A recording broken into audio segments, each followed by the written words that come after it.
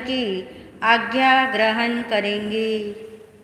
इच्छा कारेण संदिसः भगवन्, इच्छा कारेण संदिसः भगवन्, इच्छा कारेण संदिसः भगवन्।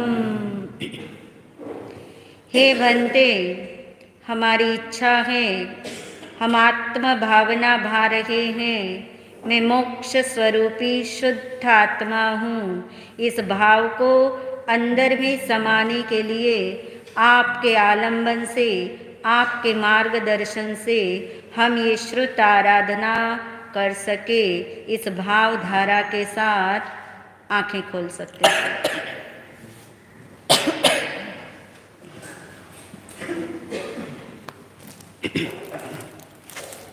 श्री उत्तराध्ययन सूत्र का 13वां अध्ययन,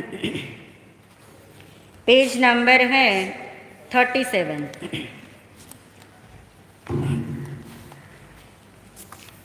जाई पराजियो खलु काशीनियानं तु हत्तिन पुरम्मि चोलनीये बंबदत्तो उवन्नोपउम गुमाओ कंपिले शंभो चित्तो पुनजाव पुरीमतलम्मि सेट्ठी कुलम्मि विशाले दम्मं सोउन पवयो कंपिलम्मि नयरे समागया दो विचित्त शंभुया सुव दुःख फल विभागम कहेन्ति ते एकमेक स चक्रवट्टी महिड्डियो बंबदत्तो महायसो बायरं बहुमानेन इमं वयनमब्बवि आसीमो बायराधोवि अन्नमन्न वसानुगा अन्नमन्न मनोरथा अन्नमन्न हियसिनो दासादसन्ने आसी मिया कालिंजरे नगे हंसामयंगतिरेय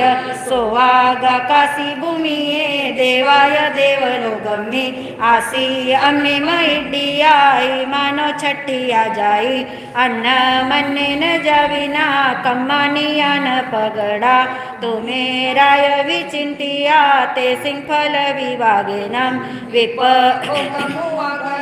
सच्च सोय पगड़ा कम्मा मये पुरा गड़ा ते अज्ज परिभुंजामो किम्नो चित्ते विसेतः सवं सुचिन्नं सफलं नरानं कडान कम्मानन मोक्खते अथें कामें उत्तमें आयामं पुण्यफलो भवे जानासि सम्भूय महानुभागं महिड्डियं पुण्यफलो भवेयम् चित्तं पिजानामि तहेवरायं इड्डि जोई तत्सवियप्पभूया महत्तरुवावयनप्पभूया गाहानुगिया नरसंगमज्जे जंबिक्कुनो शीलगुणो भवेयं यजयन्ते समनोमि जाओ उच्चो वये मौककेव बम्बे पवेया आवसहाय रम्मा इमं गियं चित्तधनप्पभूयं पसाई पंचालगुणो भवेयं नट्टेहिं नारी जनाईं परिवारयनन्तो भुञ्जाईं भोगाईं इमाईं भिग्गुममं रोयई पवज्जाहु दुःखं तं पुवनेन कयानुरागं नराह्यं कामगुणे तस्य अनुगेयी चित्तो इमं वयनमुदाहरिता सवं विलवीयं गियं सवं नट्टं विडम्बियं सवे आभरणाभारा सवे कामादुहावहा बालाभिरामेषु तुहावयेषु नतं सुहं कामगुणेषु रायं कामानतोदनानं जम्बिक्कुनं शीलगुणेरयानं नरिन्दजायि अहमानरानं सोवागजायि दुहो गयानं जहिं वयं सवजनस्य वेस्सावसीय सोवागनिवेशनेषु तिसे उजायि व पावियाये उच्छामि सोवागनिवेशनेषु सवस्सलोगस्सद्गुञ्चने जायं तु कमायं पुरे कडायं सोदानि सिरायं महानुभावो महिड्डियो पुण्यफलो भवेयो चैत्तो भोगायं सासयायं आदानहेमुं अभिनिक्खमाहि यजीवियेराय असासयं मे धन्यं तु पुन्नांग पूवमानो से सोयई मच्चु मोहवनीये धम्ममकाउ न परम मिलोए जहे यसी होयमियं गहाय मच्चुम नरं नेयो अंतकाले न तस्मायाय पियाय भाया कालं मितं हंसरा भवन्ति न तस्य दुःखं विभयन्ति नायो न मित्रवग्गा न सुयान बन्धवा एको स्वयं पच्चनो हि दुःखं कत्तारमेवं अनुजायं कम्मं चिच्चादुपयं च उपयं च खेतं गियं धनधनं च सौवं सकमभियो अवसापयायं परं भवं सुन्दरं पावगं वा तं एकगं तुच्छ शरीरगं सेची गयं दहि ऊय पावगेनं बज्जाय पुत्ता विनाय वो वादायारमन्नमनुसंकमन्ति ओ निजयि जीवियमपमायं वन्नं जराहरहि नरसरायं राया वयनं सुनायं माकासिकं मायं महालयायं अहं पिजानामि जवेयसावो जन्मे तुमं साहसि वक्कमेयं भोगाय मे संगकरा भवन्ति जे दुज्जया अज्जो अम्मारिसे हत्तिना पुरं मे चित्ता कामभोगेषु गिद्धेनं नियानं सुअकडं तस्मे अपडिकन्तस्य इमं एयारिसं फलं जानमनो विजं धम्मं कामभोगेषु मुच्चियो नागो जहाँ पंकजलावसन्नो दट्ठुं थलं नाभिसमेतीरम् एवं वयं कामगुणेषु गिद्धा न भिक्कुनो मन्नमनो वयामो अच्छेहि कालो तुरन्तिरायो न यावि भोगा पुरिसान नच्चा ओ विच्च भोगा पुरिसं चयन्ति धूमं जहाखीन फलं वपक्खि जयतंसि भोगे च युंग सत्तो अज्जायं कम्मायं करें राय दमेटियो सव पयानुकंपितो हो इसी देवो इवो वियुबि न तुझ भोगे चयुन बुद्धि किद्दोसि आरंभ परिग्रहेसु मोहं कवो इत्यु विप्पलावो गच्छामि रायम् अमन्ति होसि पंचालराया वियबंब दत्तो साहुसतस्सं वयनम् अकाहुं तरे भुञ्जीय काम भोगे अनुत्तरे सो नरये पविट्ठो चित्तो विकामे विरक्त कामो उदग्गचारित्ततो महेसि अनुत्तरं संयमं पालयित्वा अनुत्तरं सिद्धिगयिं गवो तिब्बेमि।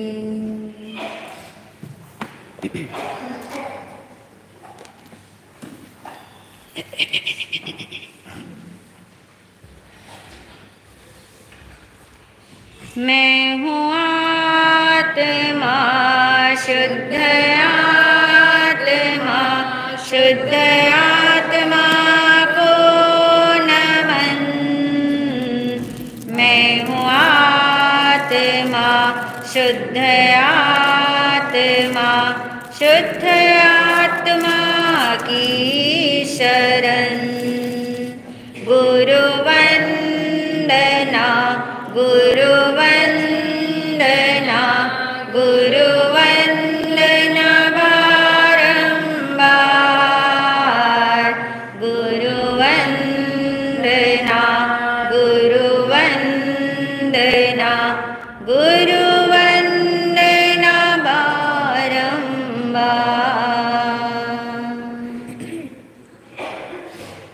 परम श्रद्धा परम उपकारी महाराज श्री के चरणों में अनंत वंदन नमन। सभी शुद्ध आत्माओं को अनंत वंदन नमन। भगवान महावीर निर्वाण कल्याणक महोत्सव का आज कौन सा दिन है? इतना ढीला ढाला अभी एनर्जी नहीं आई। 13वें दिन का कोई मूल्य है, कोई महत्व है, उसको एनर्जी भर के उल्लास से। जब मैं आपको उल्लास में ना देखूं और मेरा अकेले का ही उल्लास रहे तो बात नहीं बनती ना। भगवान महावीर निर्वाण कल्याणक महोत्सव का आज 13वां दिन है। अब बनी बात। और एक नया उल्लास हम सबके भीतर है, वो हम बाद में करेंगे। मगर आज हमने श्री उत्तराध्ययन सूत्र के मूल पाठ वांचन में 13वां अध्ययन का पाठ श्रवण किया। अब हम सुनने जा रहे उसका विवेचन। 13वें अध्ययन का नाम सुने उससे पहले अपनी जबान को पवित्र करेंगे। सब मिलके करोगे ना? पहला अध्ययन, क्या आवाज है, ऐसी तेज बुलंद रखना 12वें तक, ठीक है? आज मैं नहीं बोलूंगी। दूसरा अध्ययन, क्या बात है। तीसरा अध्ययन, चौथा अध्ययन, बहुत सुंदर। पांचवा अध्ययन, आज तो परीक्षा के लिए योद्धा तैयार है आप तो बिल्कुल। छठा अध्ययन, शुल्लक निर्ग्रहण। सातवां, आठवां, नौवां, 10वां अध्ययन द्रुम पत्र। 11वां अध्ययन था बहुश्रुत पूज्य और 12वां अध्ययन हरिकेशी। आज है 13वां अध्ययन जिसका नाम है चित्त संभूति। क्या नाम है? ये भी अध्ययन भगवान ने धर्म कथानुयोग की शैली में सुनाया। कितना आनंद आता ना ये बोल के। कथा सुनाने वाले और भगवान सुनाएंगे। भगवान ने सुनाई है वो कथा, वो आज हम सुनेंगे।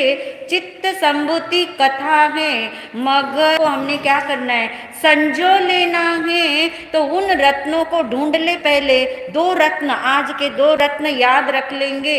भगवान चित्त संभूति के इस अध्ययन में क्या बताना चाहते हैं, क्या संदेश देना चाहते हैं। और वो संदेश है निदान से महापतन होता है। निदान किसे कहते मालूम है आपको? निदान से महापतन होता है और अंतर्मुखता से आत्म कल्याण होता है। इस बात को कैसे होता है निदान से आत्मा का पतन, महापतन, और कैसे मिलता है अंतर्मुखता से सिद्धालय का द्वार कैसे खुलता है, वो बात इस कथा के माध्यम से हम सुनने वाले हैं। दूसरी महत्वपूर्ण बात इसमें बताई कि जो हमारे कर्म बंधे होते हैं, उनके कर्म के जो संस्कार हैं, वो प्रगाढ़ संस्कार को वृत्तियां बोला जाता है। 2 तरह की वृत्तियां हमारे कर्म संस्कारों में भरी पड़ी हैं। क्यों भरी पड़ी हैं? क्योंकि जैसा हमने कर्म किया होता है। कैसे कर्म हम करते हैं? 2 ही तो कर्म करते हैं। कौन से? शुभ और अशुभ। कौन सा ज्यादा करते हैं? हम शुभ ज्यादा करते हैं। अशुभ तो आप मजबूरी में करते हैं, अशुभ आपको करना पड़ता है तो करते हैं। शुभ आप क्या करते हैं? ज्यादा। हर कोई शुभ ज्यादा न भी करे तो भी शुभ ही तो ज्यादा करना चाहता है। भले आप अशुभ कार्य करते हो मगर चाहते तो किसको हो? शुभ को। इसलिए शुभ के संस्कार ज्यादा पड़े हमारे अंदर और अशुभ के संस्कार उसकी बनिस्बत कम है। इसलिए नरक में आत्मा जितनी बार गई है उससे कई गुना ज्यादा बार कहाँ चली गई? स्वर्ग में चली गई। मगर एक बार भी कहाँ नहीं गई? मोक्ष में नहीं गई ना, एक बार भी सिद्धालय में नहीं गई। इसीलिए परिभ्रमण होता रहा, शुभ भाव से भी परिभ्रमण होता रहा। इसका मतलब यही हुआ, यानी 2 वृत्तियां अंदर में हैं। एक वृत्ति का नाम है भोग वृत्ति। भोग हम किसका करते हैं? पुण्य का भी भोग करते हैं ना, पुण्य का भी भोग करते हैं, पाप का भी भोग करते हैं, हर कर्म का भोग करते हैं। इसलिए भोग वृत्ति के संस्कार क्या है? ज्यादा। कर्म हम ज्यादा शुभ करना चाहते, मगर वृत्ति कौन सी सघन है हमारी? भोग वृत्ति। क्यों? क्योंकि जैसे हमने शुभ कर्म किया, फिर शुभ कर्म का उदय आएगा, उदय आएगा तो हम उसको भोगेंगे ना, तो भोगने की वृत्ति हमारे अंदर सबसे ज्यादा है। तो एक है भोग वृत्ति और दूसरी है त्याग वृत्ति। कुछ चीजों को हम भोगते नहीं, उसको पहले ही क्या करते थे? त्याग। मिला है, अच्छा आपको सब कुछ मिला है मगर आपने उसका त्याग कर दिया। आज बहुत अच्छा खाना पीना आपके घर में बना होगा मगर आज आपने खाने पीने का क्या करा? मान लो त्याग कर दिया। तो आपने जो भोग सामग्री मिली थी, जो साधन मिले थे, उसका आपने क्या कर दिया? त्याग। तो एक वृत्ति त्याग वृत्ति, एक वृत्ति भोग वृत्ति अंदर में ठसाठस भरी है, तो वो निमित्त पाकर के क्या होती है, उभरती है। कभी कभी क्या होता है, दोनों वृत्तियों की लड़ाई अंदर चल रही होती, दोनों साथ साथ खड़ी होती हैं, तो कभी कभी त्याग के ऊपर भोग की भी विजय हो जाती है और कभी कभी भोग के ऊपर त्याग की भी विजय होती हो। तो आप रात दिन देखते हैं, सुबह उठ के सोचा था उपवास करेंगे, उपवास करेंगे सोचा था ना, बहुत बार सोचा होगा उपवास करेंगे, मगर वृत्ति उछल जाती है कौन सी, भोग की, और भोग की वृत्ति हावी हो जाती त्याग पे।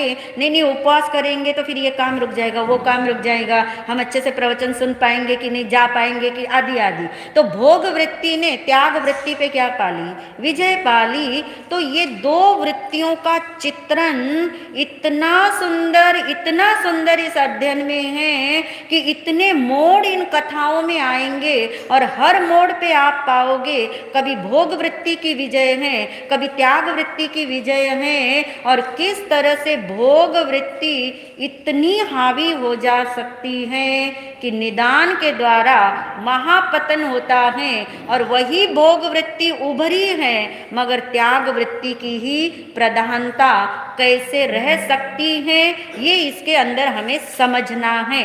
तो चित्त और संभूति की 6 जन्मों की कथा है, बहुत लंबी नहीं है, 6 जन्मों की कथा है, जिसमें बताएंगे चित्त और संभूति के नाम जो हैं वो इनके चौथे जन्म। भाइयों की 6 जन्मों की कथा कैसे चलती है, क्यों चलती है, साथ साथ दोनों जन्म लेते हैं। अब आप देखिए, एक साथ जन्म लेना कोई बहुत बड़ी घटना नहीं है, मगर ये एक साथ जन्म लेते एक साथ पलते हैं। कोई 2 जने एक साथ जन्म लेते हैं, मगर पालन पोषण दोनों का एक साथ हो कोई जरूरी नहीं होता।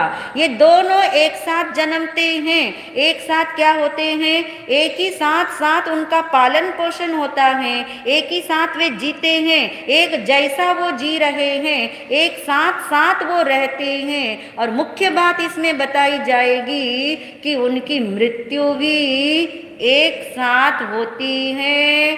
कितने जन्म तक, 5 जन्म तक होती है, और 6ठा जन्म ऐसा आता है दोनों की राहें ऐसी बदलती हैं कि एक 7वीं नरक में जाएगा और एक कहाँ जाएगा। ऐसा क्या होगा ये कथा में देखना है। ऐसा क्या होगा, 5 जन्म में साथ चलने वाले 2 भाइयों की ये कथा, और 6ठा जन्म ऐसा क्या आएगा कि जिसके कारण से वे अलग अलग तो हो जाएंगे कोई बात नहीं, मगर एक यहाँ 7वीं नरक और दूसरा जाए। एक साथ जन्मे हैं, कौन जन्मे एक साथ, दासी के पुत्र। पहला जन्म सुन रहे किसका, चित्त संभूति का। कितने जन्म की कथा सुनने वाले हैं, 6 जन्म की कथा सुनने वाले हैं। 6ठे जन्म में दोनों अलग अलग होंगे, मगर कितने जन्म तक साथ रहने वाले हैं, 5 जन्म तक साथ रहेंगे। पहला जन्म हुआ, दासी के पुत्र बने, दोनों का एक साथ जन्म हुआ, एक साथ लालन पालन हुआ, एक साथ वो जी रहे हैं, एक साथ रह रहे हैं। एक दिन की बात है, दासी गरीब है, खेत में काम करने गई हैं, दोनों बच्चों को उसने पेड़ के नीचे बिठा दिया। छोटे थे बच्चे, वहीं सो गए, उन्हें नींद आ गई।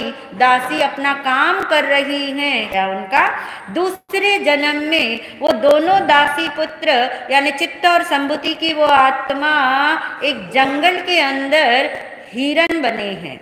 हिरनी की कुक्षी से दोनों एक साथ पैदा हुए, साथ में जन्म हुआ, साथ में पालन हुआ, साथ में खेलते हैं, साथ में दौड़ते हैं, साथ साथ रहते हैं। और एक दिन दोनों साथ साथ दौड़ रहे थे, किसी शिकारी का ऐसा एक निशाना आया कि एक ही निशाने से दोनों की क्या हो गई, मृत्यु, साथ में मृत्यु। दूसरा जन्म किसका आया, हिरण का। तीसरे जन्म में ये दोनों कहते हैं गंगा तट के किनारे दोनों ही हंस बने। हंस बने, एक साथ जन्म लिए, एक साथ रहते, एक ही तट पे रहते, साथ साथ खड़े हुए थे, और ऐसा ही कोई संयोग घटित हुआ, एक पारधी का निशाना उनको लगा और एक ही तीर से दोनों की क्या हो गई, मृत्यु हो गई। कितने जन्म हो गए, 3 जन्म की ये कथा हो गई।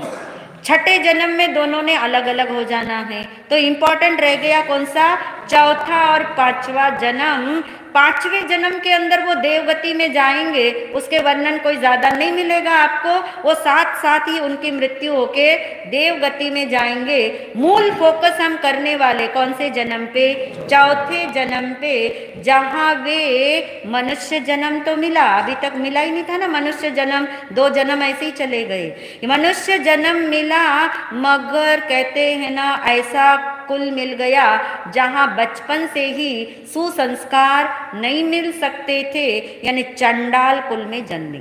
मातंग शब्द दिया शास्त्र में। शूद्र कुल के अंदर दोनों का जन्म हुआ।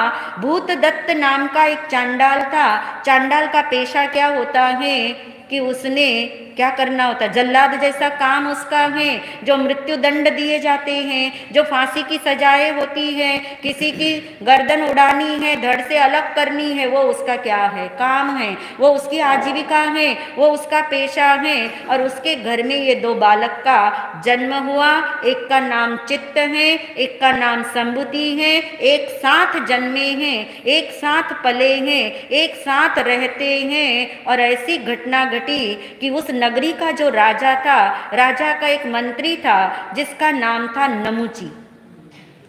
नमुची नाम के बहुत सारे मंत्री है इतिहास में। इसको वो नमुची मत समझना जो रक्षाबंधन की कथा में सुन चुके, ये दूसरा नमुची। ये नमुची मंत्री है और ये भी बड़ा कार्य कुशल है, बुद्धिमान है, विशारद है, पंडित है, मगर जीवन में एक ही दुर्गुण है, दुराचार की आदत है। व्यभिचार सेवन करता है, पकड़ा गया और राजा ने उसे मृत्यु दंड घोषित किया। अब जिसे मृत्यु दंड मिलता था उसको किसके हवाले कर दिया जाता था, इस भूतदत्त चंडाल के, जिसके 2 पुत्र हैं, चित्त और संबुति। कहते नमुची को जब मृत्यु दंड देने की बात आई तो राजा ने कहा मैं अपने आंखों से इसे मरता हुआ नहीं देख सकूंगा, तुम इसे जंगल में ले जाओ और इसका सिर में नम हो गई, मरना कौन चाहता है।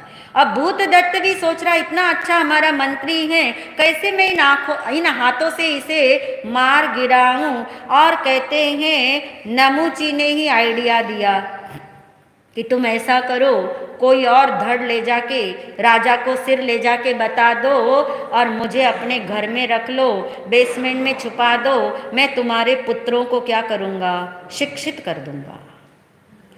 वो जमाना होता था कि शूद्र जाति के लोगों को शिक्षा का अधिकार नहीं होता था। अगर ये शिक्षित होंगे, पढ़ेंगे, लिखेंगे, इनका पेशा बदल जाएगा, तो जो इनका पेशा दूसरों का होगा उनकी आजीविका पे घात पड़ेगा। तो जिसकी जो आजीविका है वही किया करे, ऐसा कोई कानून हुआ करता था। और इसलिए छिप करके करना है।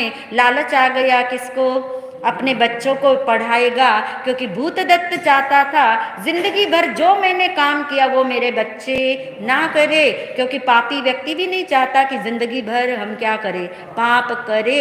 इसलिए बच्चे पढ़ लिख जाएंगे, पेशा बदल जाएगा, आजीविका दूसरी हो जाएगी, ये धंधा हमारा क्या हो जाएगा, छूट जाएगा।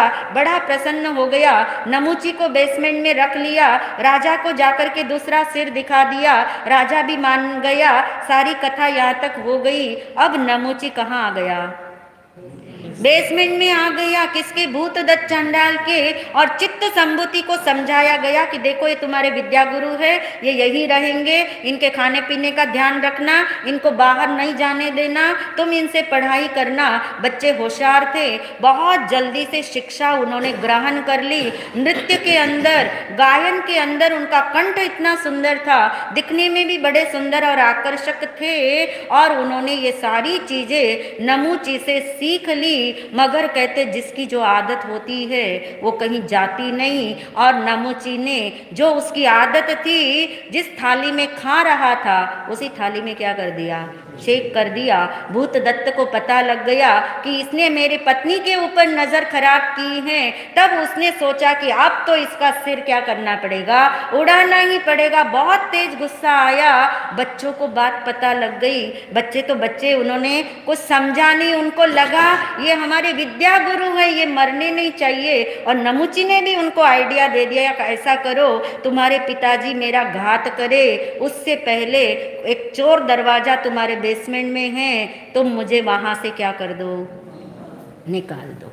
मरना नहीं था नमुची को, तब भी नहीं मरना था, अब भी नहीं मरना था। अब नमुची को रास्ता मिल गया। बच्चों ने सोचा हम ये काम कर लेंगे, अपने गुरु को हम क्यों मरवाएंगे। उन्होंने वो दरवाजा खोल दिया। नमुची वहां से भाग गया, मरा नहीं। बच्चे पढ़ लिख के होशियार हो गए। भूत दत्त ने थोड़ी देर दुख मनाया, कोई बात नहीं, घर से तो वो क्या हो गया, निकल ही गया था।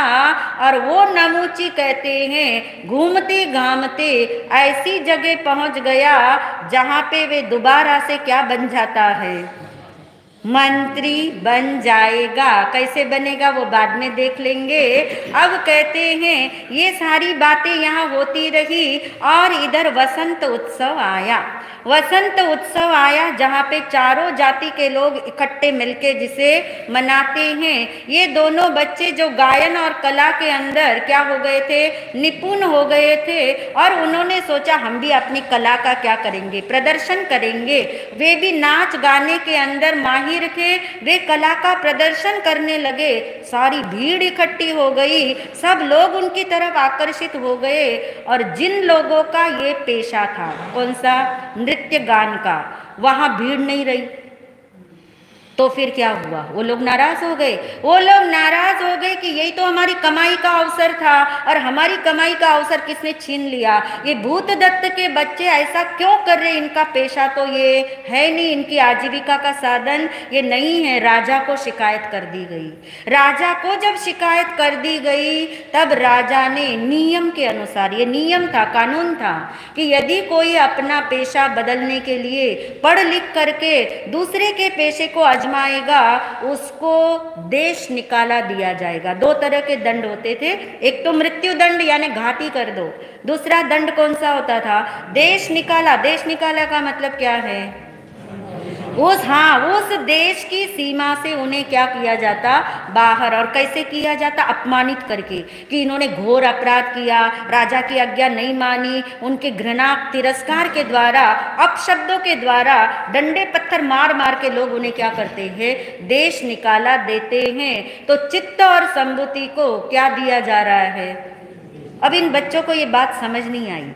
उनको लगा हमारी क्या है, हमारी क्या गलती है यदि हम पढ़ लिखते हैं, यदि हम अपनी कला का प्रदर्शन करते हैं। ये कहाँ का अन्याय है, ये कैसा राजा हमारे लिए बना कि जो हमको देश से निकलवा दे रहा है, अपमानित कर रहा है। और कहते हैं सबसे मुश्किल काम है अपमान को सहना।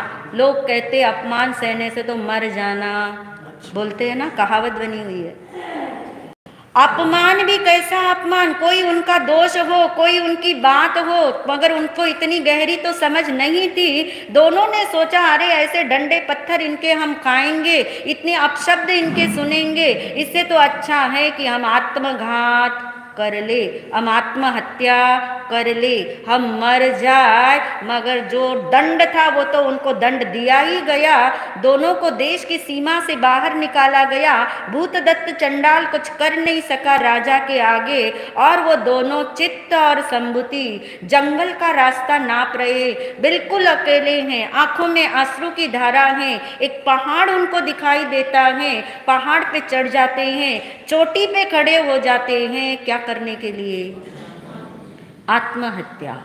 कि जहां भी हम जाएंगे हमारा तो तिरस्कार ही होगा, इससे अच्छा है कि हम क्या होते हैं, मर जाते हैं। और दोनों ने कहते हैं ऐसा सोच करके, पक्का निर्णय करके खड़े हैं। और अभी छलांग लगाने ही वाले थे कि पीछे से आवाज आई कि हे आर्य पुत्रो, रुक जाना, रुक जाना, छलांग मत लगाना।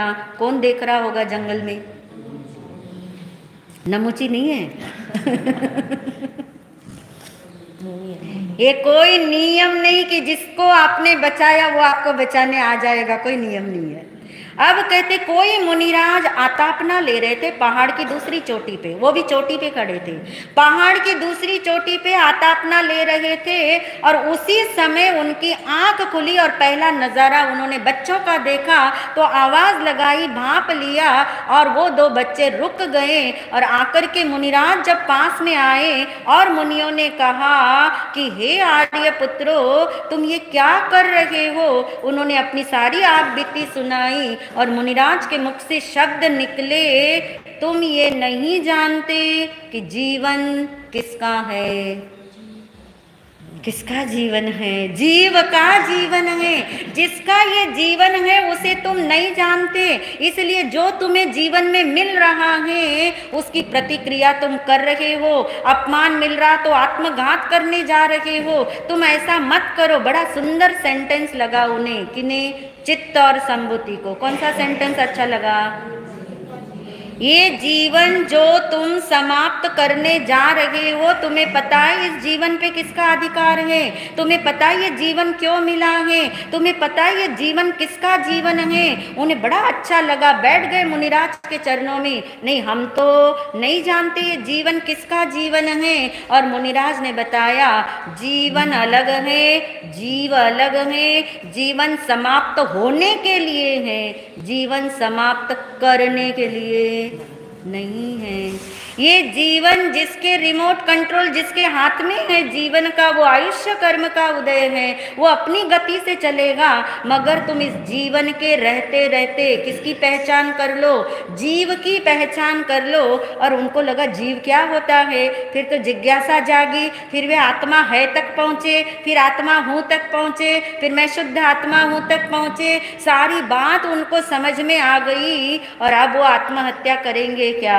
नहीं करेंगे। अब उन्हें वो रहस्य समझ आ गया और वो तो मुनि के चरणों में क्या बन गए? मुनि बन गए। मुनि के चरणों में मुनि बन गए। हम भी आपके साथ रहेंगे, जो आप करते वही हम करेंगे, जैसा आप जीते वही हम जिएंगे। और दोनों मुनि बन गए। और कहते हैं चित्त और संबुति जिस दिन से मुनि बने उसी दिन से उन्होंने ये बात सोच ली थी कि अब हम मास खमन का तप करेंगे। यानी बीच में एक दिन पारना और फिर क्या करेंगे? मास खमन। इस तरह से विचरण करते करते चित्त और संबुति का एक बार ऐसा था, दोनों मुनि हैं अब, चित्त मुनि और संबुति मुनि का मास खमन तब पूरा हुआ। पारने का दिन था। और वो जो पारने का दिन था, जिस नगरी में वे आए हैं उस नगरी का राजा चक्रवर्ती है, जिसका नाम है सनत कुमार चक्रवर्ती। सुन रखा है आपने, 12 चक्रवर्ती में नाम है। सनत कुमार चक्रवर्ती का राज्य है। और वो जो नमुची भागता भागता घूमता घूमता यहाँ पहुँचा, कुशल तो था, एक दुराचार का अवगुण था, बाकी सारी चीजें थी। मगर आप जानते हैं कितना ही अच्छा दूध हो, एक नींबू की बूंद भी क्या कर देती है? फाड़ देती है। इसी तरह का उसका जीवन था। मगर कार्य कुशलता अच्छी थी। तो नमुची यहाँ आके भी उस सनत कुमार चक्रवर्ती का मंत्री बन गया। बहुत सारे मंत्री होते चक्रवर्ती के पास, वो भी एक मंत्री बन गया। और चित्त मुनि संबुति मुनि दोनों पारना लेने के लिए उसी नगर में आ गए हैं, घर घर घूम रहे हैं। और नमुची ने किसको देख लिया? अपने विद्यार्थियों को देखा उसने गौर से देखा, अरे ये तो वही मेरे विद्यार्थी हैं, मेरा राज इनके अलावा किसी को भी पता। हर इंसान अपने किससे डरता है? पाप से नहीं डरता। महाराज जी ने बताया था, पाप खुल जाने से डरता है। मैं तो कहती हूँ पाप के फल से भी नहीं डरता, पाप से भी नहीं डरता। किससे डरता है? पाप खुल जाने का डर। और मेरा रहस्य इनके पास है। और हो सकता है मेरे जाने के बाद भूत दत्त चंडाल ने इनको घर से निकाल दिया होगा कि तुम जाके नमुची की क्या करो? खोज करो। देखिए अपना जो डर है ना अंदर का, वो पूरा प्लान कर लेता है, पूरा प्लान कर लेता है अपना अंदर का डर, वही उसने प्लान किया ऐसा ऐसा हुआ होगा। ये जो अजम्पशन है ना, ये बहुत खतरनाक होती है। और ये खतरनाक इतनी सिद्ध हुई कि उस नमुची ने सोचा इन दोनों को उस भूतदत्त चंडाल ने मुझे खोजने के लिए क्या करा है, भेजा है। राजा को भी पता लग गया होगा, ऐसा हो गया होगा, वैसा हो गया होगा। ये सारा चित्र उसने तैयार किया और सोच लिया कि ये तो गुफिया के वेश में क्या करने आए हैं, मुझे ढूंढने आए। के चोर की दाढ़ी में तिनका होता है, मुझे ढूंढने आए हैं। और इसलिए न रहे बांस न बजे बांसुरी। मंत्री था, उसने फौरन जिस इलाके में, जिस एरिया में वो घूम रहे थे, वहां के लोगों को बोल दिया ये गुफिया है, राजा की आज्ञा है, इनको डंडे पत्थरों से मार मार के कहाँ कर दो, अपने देश से बाहर निकाल दो। कहीं ये गुफिया जो है राजा देख लेगा तो बहुत अहित हो जाएगा। लोग तो लोग ही होते हैं। सब लोगों ने मिलके चित्त और संबुति मुनि मांस खमनवासी हैं, पारना करने के लिए निकले हैं। कोई गुफिया वो नहीं है, मगर हुआ क्या, जो होना था वही हुआ। और कहते हैं डंडे पत्थर जब पड़ने लगे, परिशह प्रविभक्ति संबुति मुनि ने भी रखी, चित्त मुनि ने भी रखी, मगर संबुति मुनि का थोड़ा चित्त डामाडोल हो गया। चित्त मुनि की तो आत्ममुखता बनी रही, मगर संबुति मुनि को ये लगा, क्योंकि उन्होंने भी नमुची को देख लिया था, सारा उन्होंने सोच लिया कि इन्हीं की वजह से हमारे ऊपर डंडे पत्थर पड़ रहे हैं। वो राजा ने भी डंडे पत्थर मारे, जिसको बचाया वो भी हमें क्या मार रहा है, डंडे पत्थर मार रहा। आवेश आ गया, गुस्सा आ गया। किसे आया, किसे नहीं आया? सुन रहे ना बराबर, सारे मोड़ बराबर से याद रख रहे आप। जीवन के अंदर बहुत काम आने वाली सारी चीजें हैं। और संबुति मुनि का धैर्य, साहस, समझ थोड़ा डामाडोल हो गया। सोचने लगा अरे लोग हमें कहीं का नहीं छोड़ते, अच्छा करो तो नहीं छोड़ते, बुरा करो तो नहीं छोड़ते, हमें तो सब जगह अपमान ही सहने को मिलता है। ये नमुची अपने आप को क्या समझता है। तेज गुस्सा आ गया। और आप जानते हैं जब शरीर तपस्या वाला होता है तो अंदर में कई सारी लब्धियां होती है, और उस समय यदि गुस्सा आ गया तो कहते हैं वो लब्धि तेजो लेशा जो अंदर में वो भड़क उठती है। मुंह से आग निकलने लगी। किसके? संबुति मुनि के। चित्त मुनि साथ ही हैं। चित्त मुनि ने कहा अरे संबुति क्या कर रहे हो, अपनी लेशा को शांत करो, गुस्से को शांत करो, आवेश को शांत करो। मुख पे हाथ रख दिया, मगर अग्नि तो रुक गई। धुआं धुआं धुआं पूरे नगर में क्या फैल गया, धुआं। इतनी देर हो गई, धुआं हटता ही नहीं है, धुआं फैलता जा रहा है। आग तो रोक दी चित्त मुनि ने, मगर धुआं कैसे रोक सकते थे? राजा को पता लगा, मंत्री को पता लगा, सबको ये बात पता लगी कि हमारे नगर में किसी त्यागी मुनि संयमी आत्मा का क्या हुआ है, अपमान हुआ है। उन्हें आवेश आ गया, उन्हें क्रोध आ गया, इसीलिए उनकी ये लेशा निकल रही है। अब इसके लिए सब मिलके क्या करना पड़ेगा, माफी मांगनी पड़ेगी, क्षमा याचना करनी पड़ेगी, उनके गुस्से को शांत करना पड़ेगा, गलती का स्वीकार करना पड़ेगा।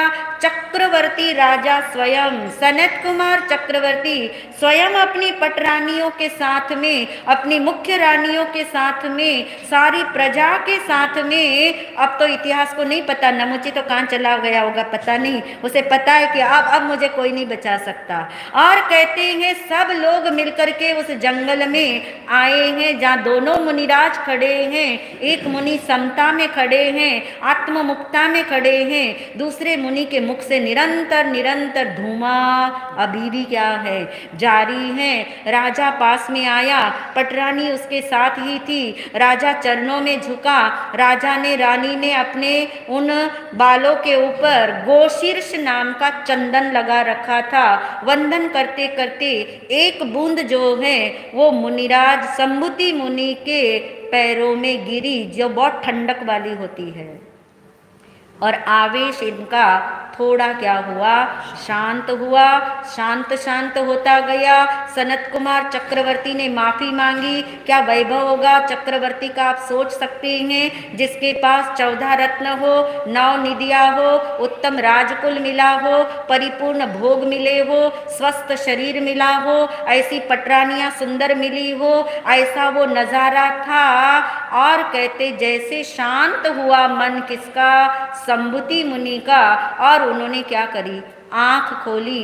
आंख खोलते ही पहला नजारा क्या देखा, तभी कहते ना आंख खोलते आप पहले क्या देखते हो। तभी आप बच्चों को सिखाते, अरे पहले नवकार मंत्र पढ़ो, पहले अपने हाथ देखो, पहले 24 भगवान के नाम पढ़ो। कोई ऐसा नज़ारा मत देखना जिससे नज़र तुम्हारी क्या हो जाए, विकृत हो जाए। इसलिए पहला नज़ारा क्या देखा उन्होंने, अरे चक्रवर्ती खड़ा है, इतना भोग है, इतना ऐश्वर्य है, इतना इंद्रिय सुख है, इतने 14 रत्न हैं, इतनी 9 निधियां हैं। और ये देख करके संभूति मुनि की आंखें चौंधिया गई। आकर्षण जागा किसके प्रति, भोग के प्रति आकर्षण जागा। त्याग वृत्ति पर भोग वृत्ति क्या पा रही है, विजय। चित्त मुनि की जो त्याग वृत्ति है, उनके सामने भी ये सारा नजारा है, मगर उनकी भोग वृत्ति दबी हुई है, गौण है। त्याग वृत्ति मुख्य है। यहाँ पे त्याग वृत्ति पर भोग वृत्ति ने ऐसी छलांग लगाई, ऐसी हावी हो गई कि वो रुक ना सके। संभूति मुनि रुक ना सके, क्योंकि जो अच्छा लगता है वो चाहिए, इस जन्म में तो मिल नहीं सकता। इसलिए फिर क्या किया, निदान। मेरे संयम तप का कोई प्रभाव हो तो मुझे अगले जन्म में मैं भी क्या बनूं, चक्रवर्ती बनूं तो सब मिल जाएगा। ऐसी पटरानी मिल जाएगी, ऐसे भोग मिल जाएंगे, ऐसे 14 रत्न मिल जाएंगे, ऐसी 9 निधियां मिल जाएगी, सब कुछ मिल जाएगा। एक ही मांग लो, मुझे क्या बनना है, चक्रवर्ती बनूं ऐसा निदान कर लिया। राजा तो चला गया, आवेश शांत हो गया। संभूति मुनि ने निदान कर लिया। चित्त मुनि को पता लगा साथी का यही तो क्या है, सदनिमित्त का फायदा है। चित्त मुनि ने बहुत समझाया, कोई बात नहीं, भूल सबसे होती है, गलती सबसे होती है, मगर तुम गलती का क्या कर लो, अब करेंगे वो जो चाह के मांगा है, उसका कैसा पश्चाताप, उसका कैसा प्रायश्चित करेंगे। वो नहीं माने, निदान किया। दोनों की एक साथ तप संयम की आराधना चलती रही और अंत में दोनों की मृत्यु एक साथ हुई। ये चौथा जन्म पूरा हुआ। 5वें जन्म में दोनों क्या बने, देव गति में गए। साथ साथ वहां पे जन्मे हैं, मगर अब उनकी दिशा क्या हो जाएगी, छठे जन्म में अलग अलग दिशा हो गई। निदान के अनुसार संभूति मुनि की आत्मा ब्रह्मदत्त चक्रवर्ती बनी। जो 12वें चक्रवर्ती, जब 12 चक्रवर्ती में जो चक्रवर्ती आपको पता है ना कहाँ गए, नरक, 7वीं नरक में गए। ब्रह्मदत्त चक्रवर्ती यही वो संभूति मुनि की आत्मा है। जैसा चाहा था वैसा सब कुछ मिल गया। और चित्त मुनि की त्याग वृत्ति अखंड थी और उनका ज्ञान ऐसा, संस्कार अच्छा था। वहां भी आत्म साधना की, उन्हें भी मनुष्य का जन्म मिला। मनुष्य का जन्म ही उनको अवधि ज्ञान के साथ मिल गया। वहीं पे उन्होंने 8 वर्ष की उम्र में मनुष्य जन्म पाके दीक्षित हो गए, आत्ममुखी बन गए। कौन, जो चित्त मुनि की आत्मा छठे जन्म में भी क्या बन गई, मुनि बन जाती है। और ब्रह्मदत्त चक्रवर्ती संभूति मुनि की आत्मा है। राग रंग भोग उपभोग आमोद प्रमोद मौज मस्ती में वो मग्न है। और एक दिन ऐसा हुआ, नाटक देख रहे थे, नाटक देख रहे थे, क्योंकि पहले कोई टीवी आदि तो थे नहीं, तो नाटक देखते थे। नाटक हो रहा था, दृश्य सामने था। देखते देखते, दृश्य को देखते देखते दृष्टि अपने पे लौट आई। चिंतन करने लगे। कौन, ब्रह्मदत्त चक्रवर्ती, ऐसा नजारा मैंने पहले कहीं देखा है। चिंतन यहाँ से भी शुरू होते हैं। ऐसा नजारा मैंने पहले कहाँ देखा, कहाँ देखा, कहाँ देखा। मति पे क्या डाल रहे, जोर। मति पे इतना जोर डालते, इतना जोर डालते कि कहीं तो देखा है। और उन्होंने जाति स्मरण ज्ञान हो गया। मति ज्ञान पे जोर डालो तो मति गहरी होती है, और मति गहरी होने से मति ज्ञानावरण का क्षयोपशम होता है, और उसके क्षयोपशम के बदौलत जाति स्मरण ज्ञान होता है। जाति स्मरण ज्ञान में आत्मा देखती कि पिछले जन्मों में मैं कौन था, और सारी रील चल पड़ी। अब वो रील आप भी देख लो, सारी रील चल पड़ी, क्या था कैसे था। अब किसकी याद आती है? चित्त मुनि की, अपने भाई की याद आती है। अरे 5 जन्मों से साथ साथ थे, छठे जन्म में वो कहाँ जन्मा होगा, क्या कर रहा होगा, कैसे जी रहा होगा। क्योंकि जाति स्मरण में आप अपना देख सकते हो, दूसरे का नहीं। अवधि ज्ञानी देख सकता है। अवधि ज्ञानी चित्त मुनि ने देख लिया, संबुति मुनि ब्रह्मदत्त चक्रवर्ती बन गए। उनको बोध देने के भाव से वो उनकी नगरी की ओर ही जा रहे हैं। नगरी की तरफ पहुंच गए। बाहर में एक खेत था किसान का, उस किसान के खेत के उस वृक्ष के नीचे साधना करने बैठ गए। कौन? चित्तमुनि। और ब्रह्मदत्त चक्रवर्ती, जाति स्मरण ज्ञान हुआ, भाई की याद जीने नहीं देती। कैसे पहचानूं मैं अपने भाई को? सत्ता तो मेरे हाथ में है पर ज्ञान मेरे पास नहीं है। और इसलिए आइडिया निकाला, बहुत सुंदर आइडिया है। इतना सुंदर आइडिया निकाला, एक उन्होंने दोहे की लाइन बनाई संस्कृत के अंदर, जिसमें 5 जन्म लिख दिए। लाइन सुनोगे? अश्व दासौ मृगौ हंसौ मातंगा अमरौ तथा। अश्व यानी थे, कौन थे? हम थे, यानी 2 के लिए अश्व आता। अश्व यानी अश्व नहीं है, अश्व यानी थे। हम थे, कौन थे हम? एक जन्म में दासी पुत्र थे, दूसरे जन्म में मृग थे, तीसरे जन्म में हंस थे, चौथे जन्म में चित्त संभूति थे, 5वें जन्म में देवलोक में थे। एक ही लाइन बनाई, दूसरी लाइन नहीं बनाई। अब दूसरी लाइन कौन बनाएगा? वही बनाएगा जो चित्त मुनि का आत्मा होगा, ये वो जानते थे। ऐलान कर दिया, ऐलान कर दिया सब तरफ, जो इसकी दूसरी लाइन को पूरी करेगा, ये राजा ब्रह्मदत्त चक्रवर्ती उसे अपना आधा राज्य देगा। यानी कितने खंड? 3 खंड का राज्य मिले। लोग तो लग गए दिन रात लग गए। और वो किसान भी सोचता है, वो रहट चला रहा है, पानी भर रहा है और गाना गा रहा है। कौन सा गाना गा रहा है? अश्व दासो मृगौ हंसौ मातंगा अमरौ तथा। बार बार गाता है। इधर चित्त मुनि की ध्यान साधना से आंखें खुली, उन्होंने देखा ये आवाज कहाँ से आ रही है? ये तो हमारे 5 जन्म, क्यों ये बार बार बोलता है, आगे की लाइन क्यों नहीं बोलता? उन्होंने किसान के पास जाके बोला, तू अधूरा क्यों बोलता है, पूरा बोल। और उन्होंने आगे की लाइन बना दी, एषाम नो षष्टिकाम जातिम अन्योन्याभ्याम विमुक्तयो। इस छठे जन्म में हम एक दूजे से क्या हो चुके हैं? अलग हो चुके हैं। किसान तो भागा। क्यों भागा? उसने नहीं देखा क्या हो रहा है, कहाँ बैल जा रहे, कहाँ पानी जा रहा, कहाँ मुनि जा रहे। भागा सीधा राजा के पास जाके लाइन सुना दी। और वो इंतजार कर रहा था ब्रह्मदत्त चक्रवर्ती, जो ये लाइन बोलेगा वो मेरा भाई होगा। अब किसको देख लिया उसने? बेहोश हो गया ब्रह्मदत्त चक्रवर्ती। अरे मुझे इतना वैभव मिला, भोग मिला, ऐश्वर्य मिला, मेरे भाई की ये दुर्गति, ये ऐसी दुर्गति हुई कि ये दरिद्र किसान बना। ओ इतना धक्का लगा कि बेहोश हो गए। उसके बेहोश होने से सारी प्रजा किसान के पीछे लग गई कि तूने राजा को क्या किया? बेहोश किया। तूने ये राज्य लेने के लालच में क्या कर दिया? झूठ बोला। और उसने कहा ये मैंने नहीं बनाया। अब वो सच बोला, ये जिसने बनाया वो तो एक मुनि है जो मेरे खेत में साधना करते हैं, उन्होंने ये बोला तो मैं ये चला आया। जब राजा को होश आया और सारी कहानी पता लग गई, अब उन्होंने ढूंढ लिया मेरा भाई यानी चित्त मुनि अभी भी क्या है?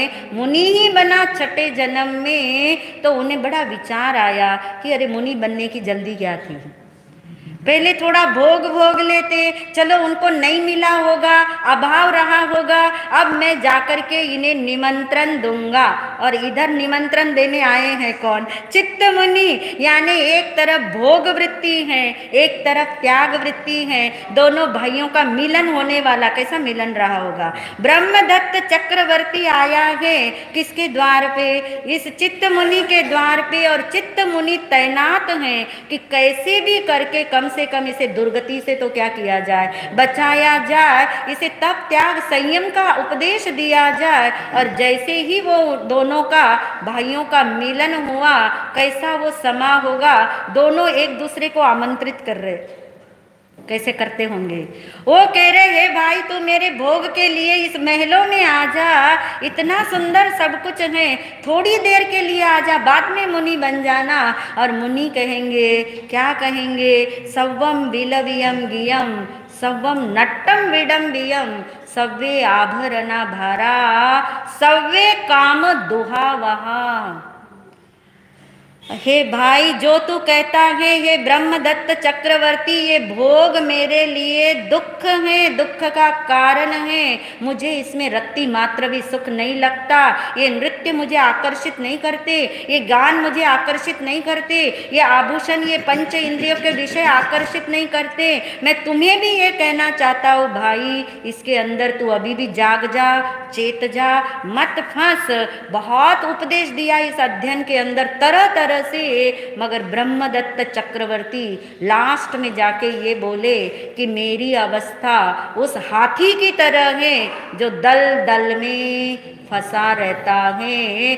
आखिर में उसने कहा मैं संयम नहीं ले सकता, मैं त्याग में नहीं आ सकता, मैं मुनि नहीं बन सकता, मैंने निदान किया हुआ है और उस निदान का पश्चाताप तुम्हारे कहने पे भी मैंने नहीं किया था। लास्ट में क्या बोलेंगे चित्त मुनि, उन्होंने कहा कोई बात नहीं भैया, तुम ये नहीं कर सकते तो आर्य कर्म तो करो।